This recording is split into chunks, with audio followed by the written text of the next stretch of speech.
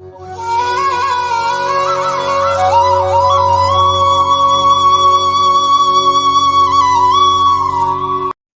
பக்தர்களுக்கு என் அன்பு வணக்கங்கள். ஓம் சாய்ராம். என் அன்பு குழந்தையே, இன்றைய நாள் உனக்காக ஆசீர்வதிக்கப்பட்ட நாள். உனது நீண்ட நாளைய போராட்டத்திற்கு நிறைவு காலம் வந்துவிட்டது. உன் தியாகத்திற்கான பலனை இனி தாராளமாக அனுபவிக்கப் போகிறாய். கண்ணீரோடு காத்திருந்த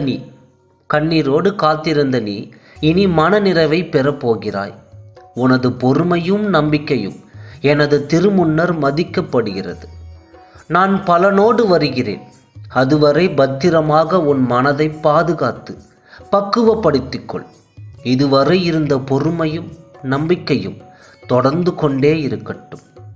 உனக்கும் எனக்குமான இந்த உறவு உன் பூர்வ ஜென்ம பலனால் வாய்த்தது.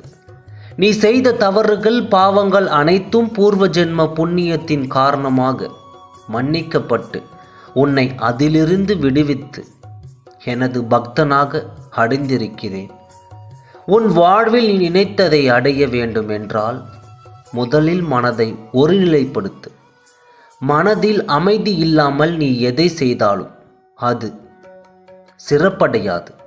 எல்லோரும் உன் உள்ளத்தை காயப்படுத்தி கொண்டே இருக்கிறார்கள் என்று வருந்திக் கொண்டே இருக்காதே. உன் தேவை வலிமை புரியாதவர்களுக்காக நீ வருத்தப்படுவதால் உன் மதிப்பு அவர்களுக்கு புரிய போவதில்லை. நீ அவர்களை பற்றியே யோசித்து மனம் சோர்வடையாதே. ஏனெனில் நீ அவர்களை பற்றி யோசித்து வருந்துவதற்கு ஒன்றுமே இல்லை. புரியவில்லையா? இன்று உனக்கு ஆசீர்வதிக்கப்பட்ட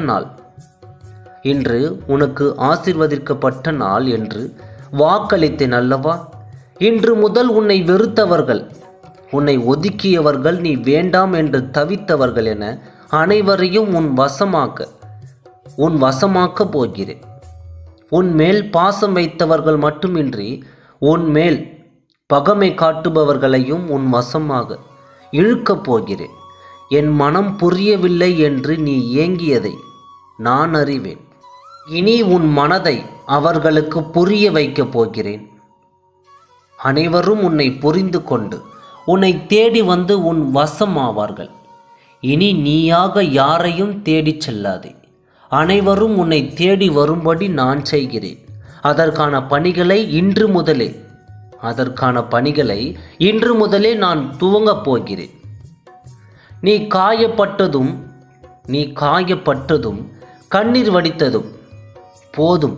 என் மேல் முழு நம்பிக்கை இருந்தால் இனி நீ ஒவ்வொரு நாளையும் மகிழ்ச்சியாக கடந்து செல். மற்றவற்றை நான் பார்த்து கொள்கிறேன். சாயப்பா இருக்க பயமேன். ஓம் சாய்ராம். நன்றி, வணக்கம்.